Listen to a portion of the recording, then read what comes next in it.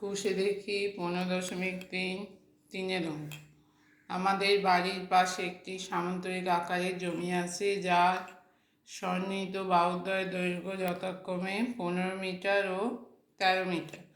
যদি জমিটির কর্ণের দৈর্ঘ্য 14 মিটার হয়, তাহলে হিসেব করে সামন্তরিকের ক্ষেত্রফল নির্ণয় করতে হবে। তাহলে সামন্তরিক আঁকতে হবে একটা।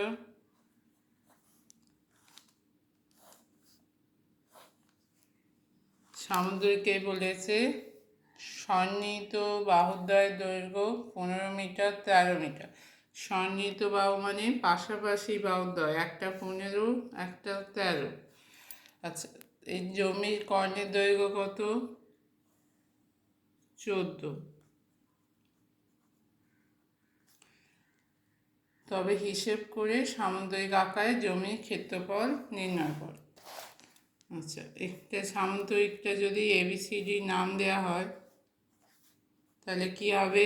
এই সামন্তরিকের ক্ষেত্রফল ABCD সামন্তরিকের ক্ষেত্রফল সমান হচ্ছে 2 ত্রিভুজ ABCর ক্ষেত্রফল।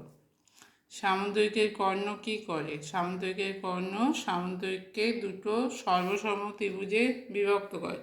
তাহলে AC হচ্ছে কর্ণ, দুটো সর্বসম ত্রিভুজে বিভক্ত করে। তাহলে সামন্তরিকের ক্ষেত্রফল সমান হবে 2 গুণিতক এই ত্রিভুজ ABCর ক্ষেত্রফল। 2 গুণিতক ত্রিভুজ ABCর ক্ষেত্রফল। আচ্ছা, ত্রিভুজ ABC কি দেওয়া আছে? 3টে বাহুর দৈর্ঘ্য দেওয়া আছে। তাহলে প্রথমে ত্রিভুজ ABCর ক্ষেত্রফল বার করব। ABCর ক্ষেত্রফল মানে হচ্ছে ABCর অর্ধ পরিসীমা কত?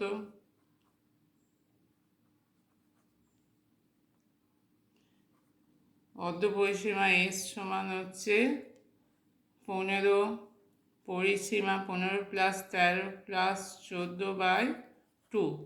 15 13 14/2 আর 28 + 14/2 সমান হচ্ছে 42/2 সমান হচ্ছে 21 সেমি।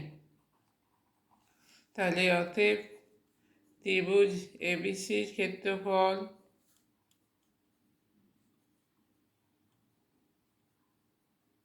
সমান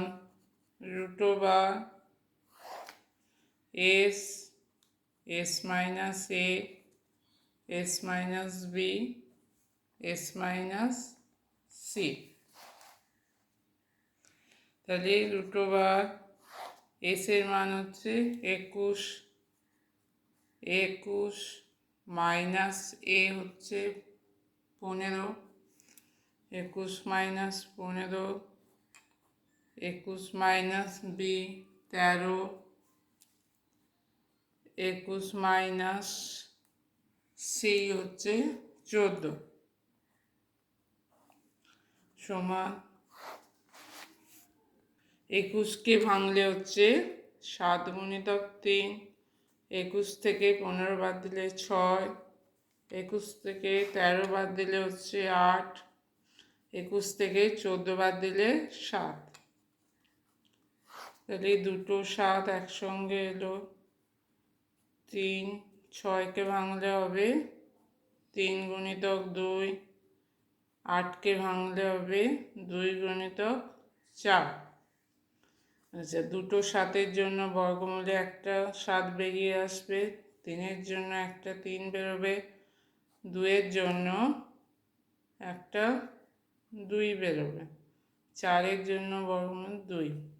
তাহলে 7 3 21, 4 হচ্ছে 84 বর্গ সেমি। এটা কার ক্ষেত্রফল বেরোলো? ত্রিভুজ ABCর ক্ষেত্রফল।